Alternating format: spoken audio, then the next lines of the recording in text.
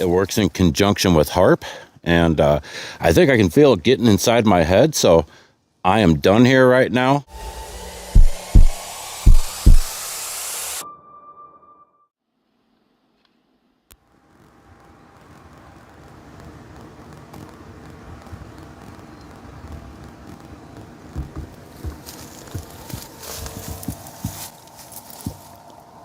What's up, Skywatchers? What is up indeed? Did you guys get a chance to hear that thing before the car came by? Well, it's working, so I'm not going to spend much time down here. But right now, I am down at Poker Flats Research Facility, and this is their big incoherent scatter array radar system.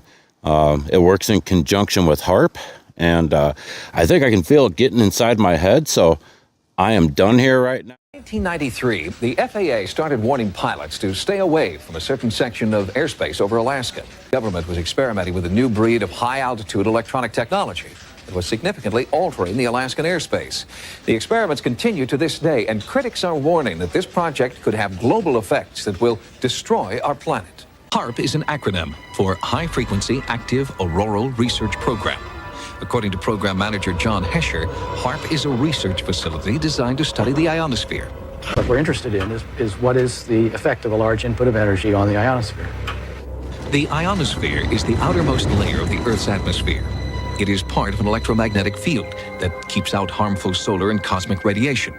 One visible effect of the sun's rays hitting the ionosphere is the aurora borealis, known as the northern lights. The ionosphere also plays a vital role in worldwide radio communication.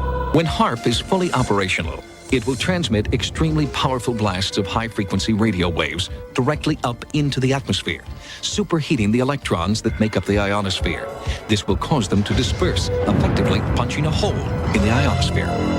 Says that manipulating the ionosphere and studying the effect will allow them to improve the efficiency of communications, navigation, and surveillance systems. But researchers outside the military see HAARP as a high-tech weapon with global implications. The way I see HAARP as it is right now, it is a premier, top-notch, high-energy radio physics experiment, and it has definite military applications. Journalist Mark Farmer lives in Alaska and has written about the potential impact of HAARP for both Jane's Defense Weekly and Popular Science magazine. He believes that HAARP will be used to take giant X-rays of Earth.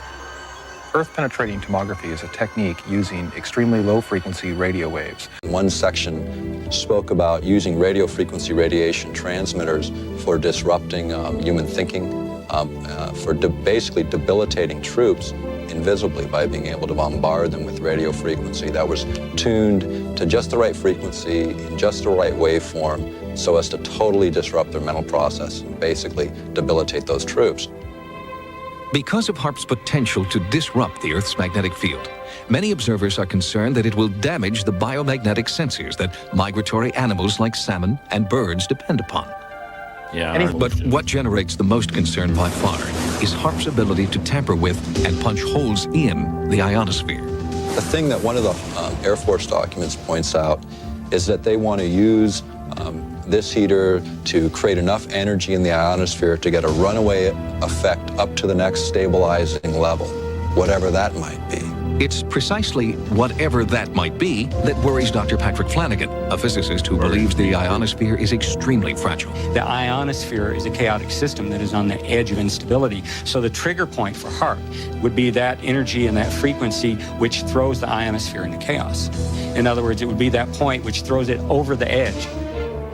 For example, it is believed that a hole in the Earth's ozone layer has caused an increase in infrared radiation, contributing to the melting of the polar ice caps and forcing New Zealand children to wear protective clothing to school. Flanagan and others believe the potential danger from a hole in the ionosphere is much greater. It could create a change in the ionospheric shield that protects us from cosmic radiation. We're worried about the ozone layer. Remember, the ozone layer cosmic is rays. nothing compared to what HAARP could do.